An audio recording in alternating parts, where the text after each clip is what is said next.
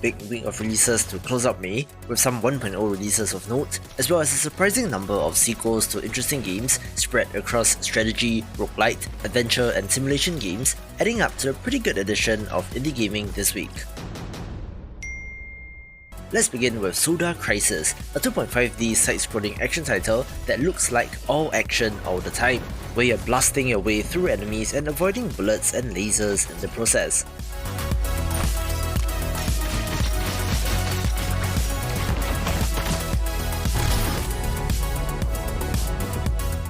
There isn't much of a story, something about a rescue mission and saving the world, but to be honest, I don't think that will be an issue since the action to me is the main highlight and it sure looks awesome.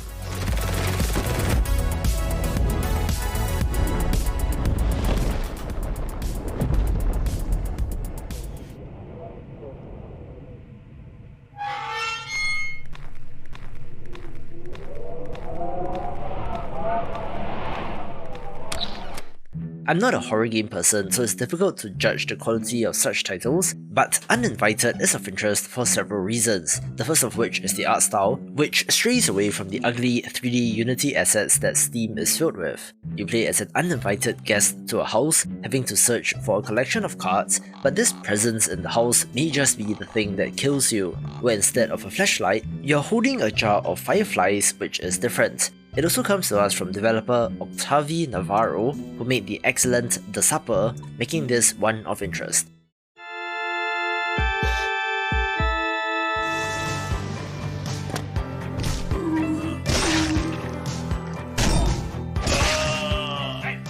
We see the return of a classic series with Swords and Sandals Immortals, one which started on Flash, where I do still remember playing games from this developer back in the day.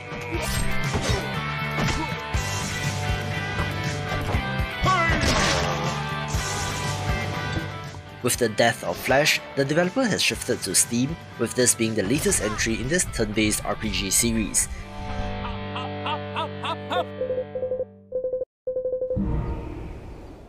There is even multiplayer support, but I think I'll be sticking to the single-player campaign with some decent art and interesting combat. You have been defeated.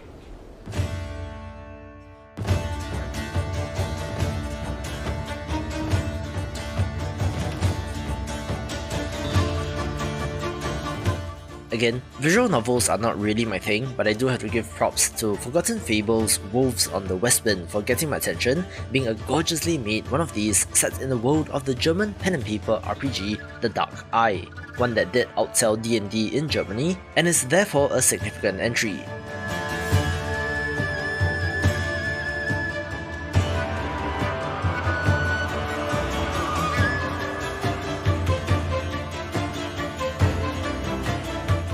This takes place in a vaguely Norse-inspired setting, where you fall into the company of the Wolves of Westwind, an infamous raider group, as things quickly spiral into having to stop a great evil from destroying the North.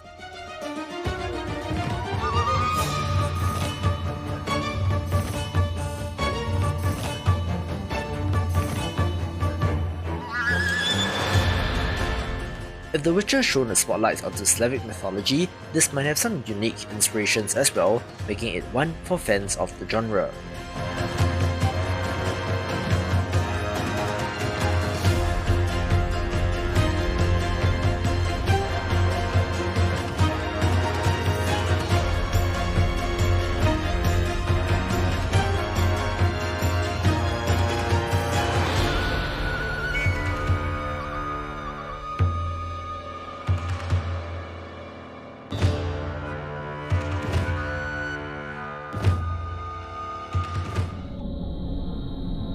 If I told you what I've seen,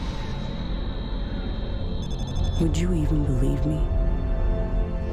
I've seen empires rise and fall, and spoken with gods, sights beyond comprehension.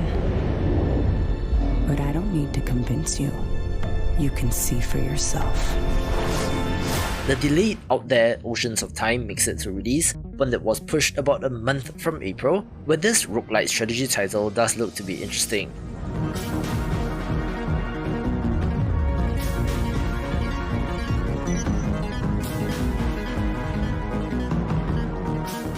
you're managing your ship and crew as you explore space, having an interesting looking ship management system, as well as boots on the ground exploration on the planet.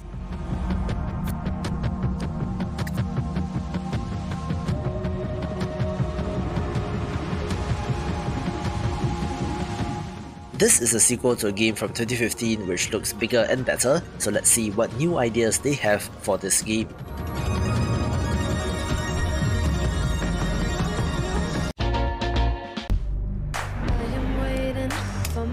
To come.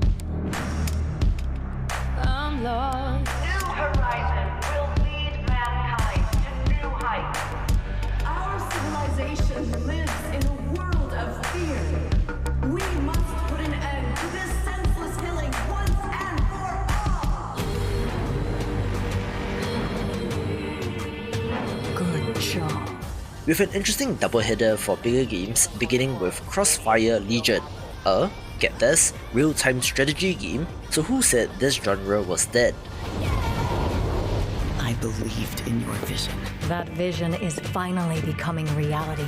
I still believe in what New Horizons stands for.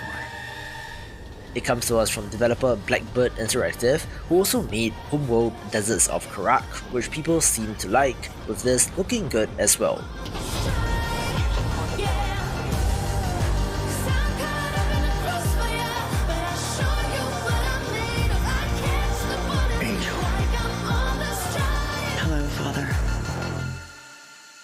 The next entry is Hardspace Shipbreaker, a first-person simulation title where you play as a shipbreaker, taking apart derelict spaceships for scrap. Also coming to us from developer Blackbird Interactive, where this is the 1.0 release, and I'll leave you to the developer for details on the gameplay. You apply for a job with Lynx Corporation in the hopes of finding a better existence, living and working amongst the stars. After signing on the dotted line, Lynx whisks you off into space and saddles you with a massive debt for the trouble.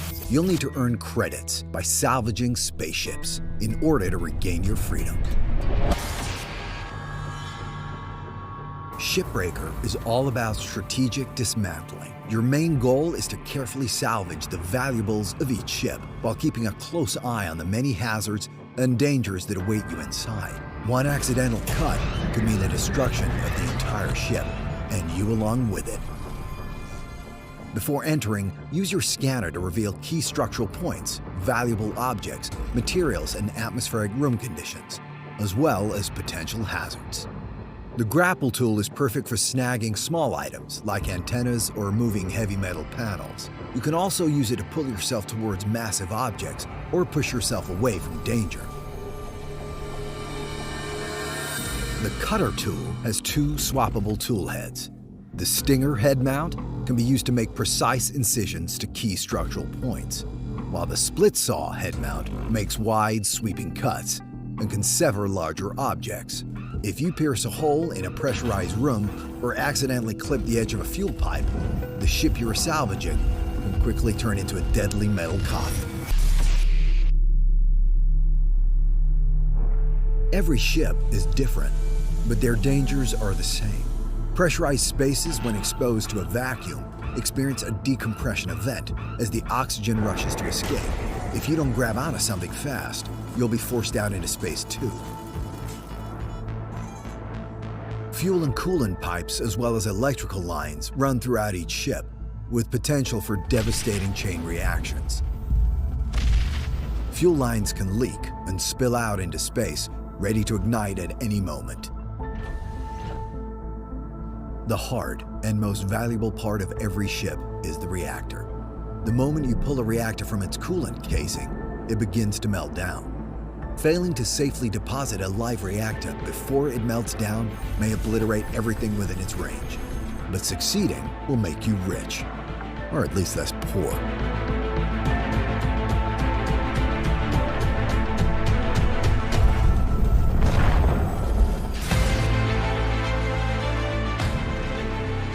Each shift begins and ends in your hab, your personal habitation pod. Here, you can upgrade and repair your tools and gear, review your found audio logs and data drives, as well as select ships to work on in the salvage bay. The key to earning those credits to pay off your debt to Lynx is by completing work orders. These also help you earn certification levels for better tools and upgrades, while unlocking bigger, more dangerous, and more valuable ships to salvage. Throughout early access, we're looking forward to working together with the community as we regularly add new features and develop additional content like new ships, new tools, new hazards, new game modes, new challenges, and more. Fighters, to your positions! Anyone in particular strike your fancy? Smaller games begin with Arcade Spirits The New Challengers, the follow-up to a visual novel dating sim from 2019, where choices from there can be imported into this game, but no need to worry if you did not play the original. Thank you for downloading Iris, your personal life coach. And if you're willing to take the leap of faith, I promise you, I'll do everything I can to support you. Named Sapper, as in the great-granddaddy of all light guns. Think you can stand against me? Seriously? I'm a goddamn storm of awesomeness! You said you wanted to know the truth. This is the truth. I am the ghost that haunts you by nightfall. Hello to all you FOD fans out there. We have an exciting match for you all today. You've stirred something deep within me, something I've never felt before. Together, we're going to build a better tomorrow. We'll do it side by side. Yes, 100 times yes. I'd simply love to go out on a date with you. Hooray! We punched people in a video game. Society approves of digital violence. Some days you get the radioactive mutant space bear, and some days the radioactive mutant space bear gets you, I suppose. What brings you to this little arcade? Most folks come for the laundry or the pizza. Sounds killer. I'm absolutely up for more of this cozy feeling we found. All eyes are on the local laundromat crew. Do they have what it takes to go all the way? Who knows? Personally, I can't wait to see what this new team can do.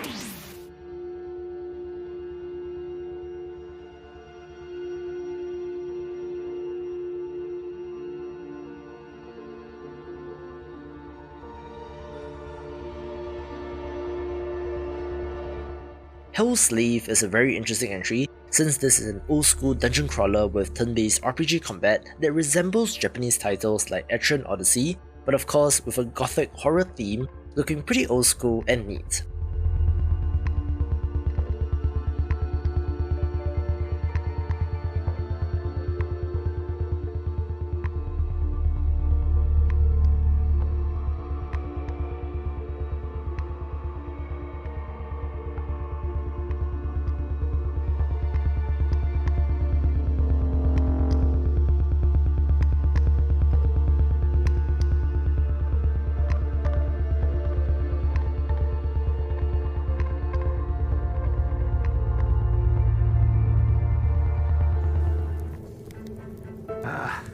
That was tough.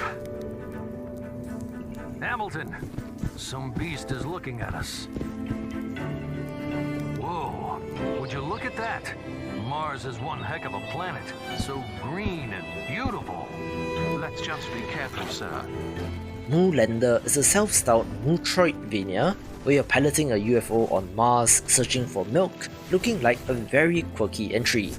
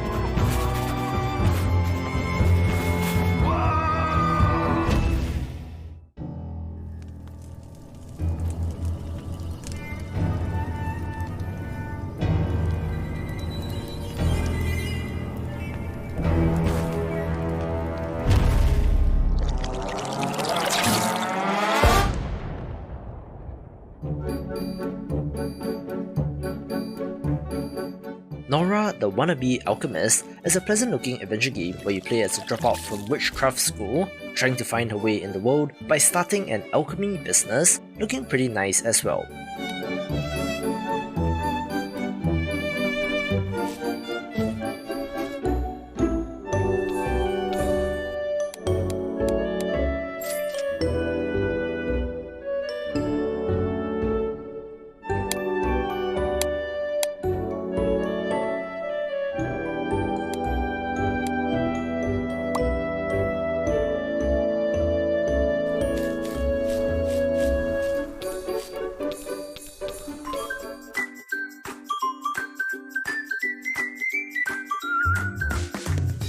Rukimian's Disappointing Adventure is an unfair platformer like I Wanna Be the Guy, where if you're not familiar, are 2D platformers where the game is trying to kill you, where I believe this should be free as well, so why not check this out.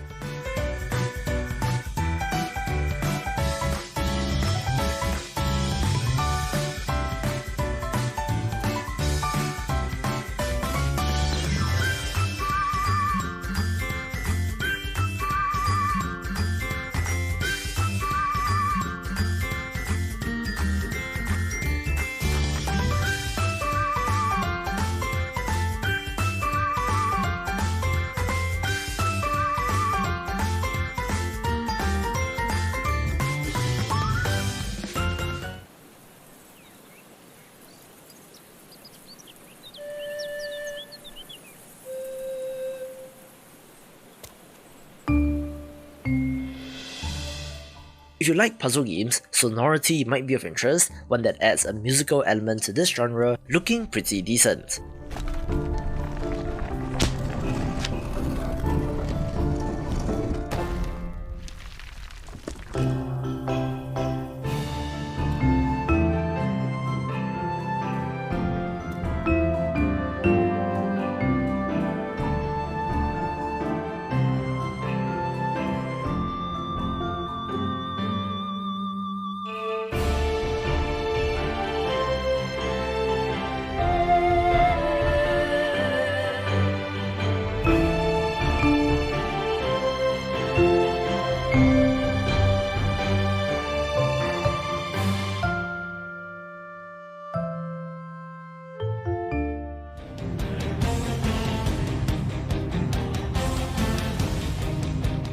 I just talked about how Vampire Survivors is leaving its mark on the roguelite space, with the first of many clones being Spirit Hunter's Infinite Horde, where I'm interested to see if they bring any new ideas to the table.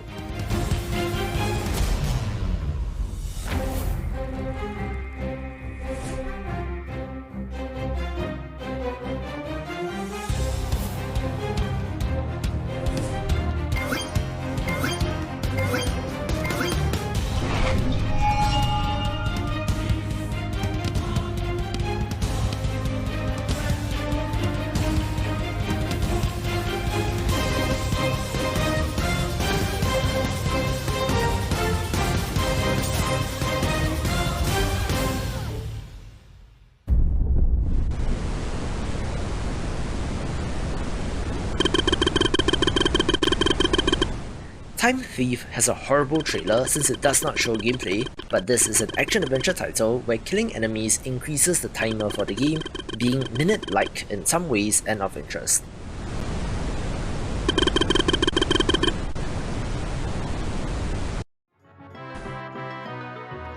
Many centuries ago, in a peaceful, faraway realm, a mysterious portal appeared. This wonder of nature changed the world of magic forever.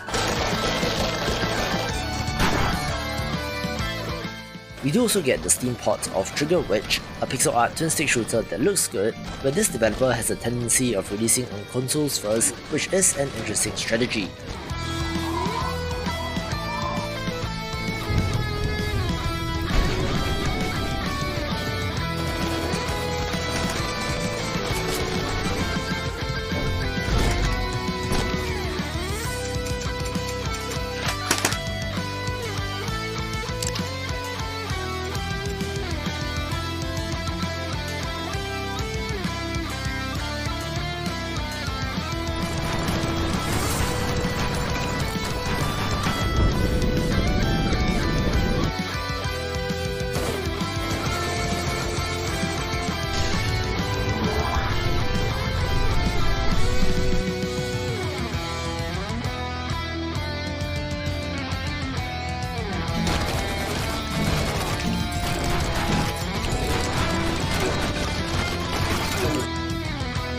love this trailer for the adventure game Voodoo Detective, so enjoy. Looking for adventure, you will find it in Voodoo Detective.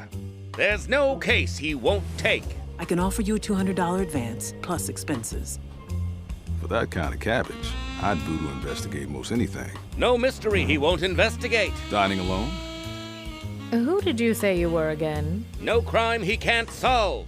I'm on to you, Crumpsford. You can't hide from justice. How did you get into my office? And now he takes on his most puzzling point-and-click adventure yet. A mysterious client with an unforgettable case of amnesia. You lost your memory, huh?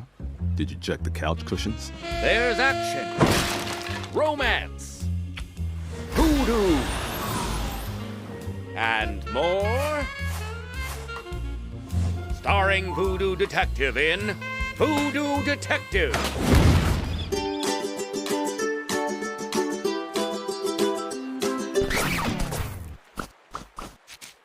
Let's kick off the top 5 with Cow the Kangaroo, a 3D platformer that is a reboot of a series that dates back to the year 2000, where the original was a Dreamcast and GBA title, with the sequel in 2003 for the Xbox, GameCube and PS2.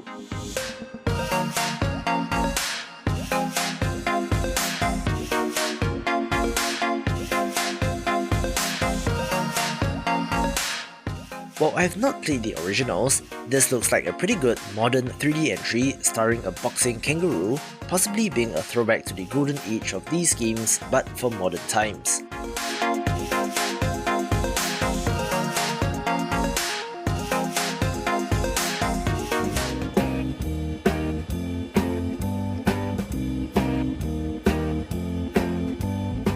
I did just talk about Golfy not too long ago, where as a self-professed hater of golf, these indie golf games sure are working their way into my heart.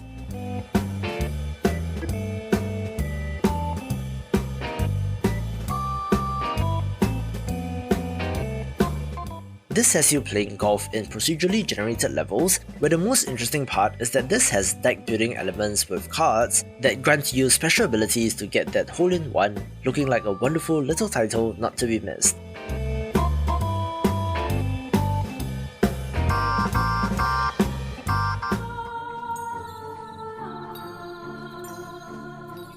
The top 3 begins with the 1.0 release of Unexplored 2: The Wayfarer's Legacy, a game that was initially an Epic Games Store exclusive in early access, now being complete and launching on Steam as well. This is an open-world action roguelite which looks absolutely gorgeous, having a significant visual upgrade as compared to the original from 2017. It takes place in a persistent world where your actions in one life do have repercussions many years later when you're playing as the next character, being a title not to be missed.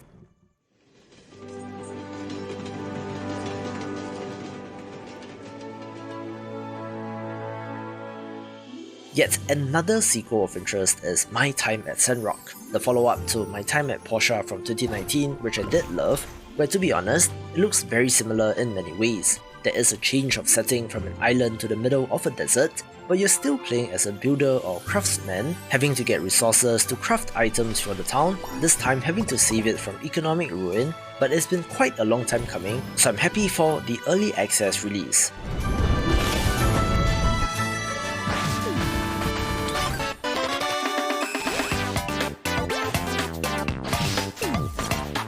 If you've been around the channel, you will know that I'm very excited for Floppy Knights, a turn-based tactics title that looks awesome with a pedigree to match.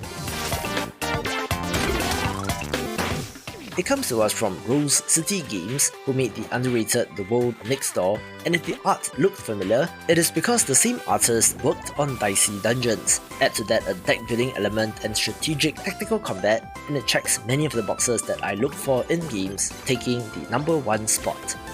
For more sequels and tactics titles, watch these videos and I will see you after the jump.